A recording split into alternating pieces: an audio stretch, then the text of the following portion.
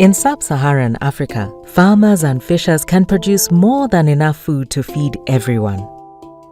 Yet hunger rose sharply during the COVID pandemic, and small-scale food producers and traders suffered disastrous losses even when there was enough food. A food system connects all people involved in inputs and production with those who process, transport, sell, and export food. When COVID hit, every country's government had to decide how to respond. South Africa, Ghana, and Tanzania represent different kinds of food systems. South Africa is the most unequal country in the world. Much of the food comes from large-scale farming and is sold through supermarkets. But huge numbers of poor people farm, fish, and sell food for their livelihoods. The government placed the country in a swift, far-reaching lockdown. Many people lost their jobs. Street traders, who provide food to low-income people cheaply, were not allowed to sell, pushing consumers to the formal sector, which then profited. Export bans also favored big companies and industrial fishers with cold storage capacity. Despite good catches and harvests, hunger increased. This is because food prices rose faster than inflation, and supermarkets and big food processors made record profits. So the poor lost out as producers and as consumers. In Tanzania, the government did not impose a general lockdown, but did restrict travel. And to avoid infection, Tanzanians adapted their behavior by reducing trips to open markets and public gatherings. Border closures by neighboring countries reduced incomes for small-scale farmers, fishers, and traders reliant on cross-border trade.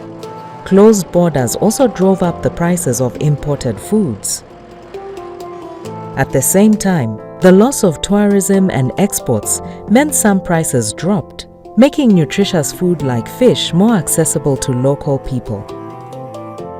Overall, with fewer regulations in a largely informal food system made up of many small enterprises, Tanzania showed greater resilience. In Ghana, the government's response was between the two, with a strong short-term lockdown in the two biggest cities and modest restrictions on movement within the country. Street trade ground to a halt. Migrant laborers couldn't travel between regions, and truck drivers couldn't always transport produce to cities and towns. While most Ghanaians shop at local markets, reliance on cross-border trade made some farmers and traders vulnerable to losses.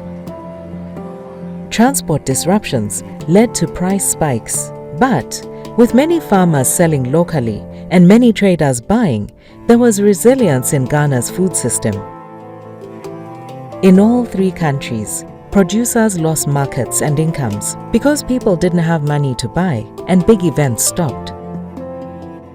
Governments tried to help, but this was often inconsistent and reinforced inequalities. In South Africa, food relief was usually once-off and brought from big companies, cutting out smaller producers. So communities organized to share food. Government provided social grants to the unemployed and distributed relief vouchers to farmers to buy inputs. But this wasn't the support they needed when they couldn't afford to get produce to market and customers were dwindling. Meanwhile, small-scale fishers didn't get any relief. In Ghana and Tanzania, access to credit reduced due to stricter lending terms and closure of facilities. In Ghana, the government offered loans to micro and medium-scale entrepreneurs, but conditions disqualified the informal sector, many of whom are women. Across Africa, women bear the double burden of earning incomes and childcare. This intensifies when schools are closed, also putting an end to school meals. Some businesses survived by moving online to market their produce, using mobile banking to transfer payments, and couriers to deliver food. But this requires knowledge, access to technology, and money for data, often marginalizing older people and women. COVID shows that long supply chains dominated by big corporates are less resilient than localized food systems with short supply chains. Future crises can and should be handled better. Africa has all the resources to build a just food system that supports livelihoods, provides enough nutritious food for everyone, and can withstand shocks like pandemics and climate change. Rather than growing corporate control over Africa's food, power over food systems must be placed in the hands of the millions of African women and men who feed the continent.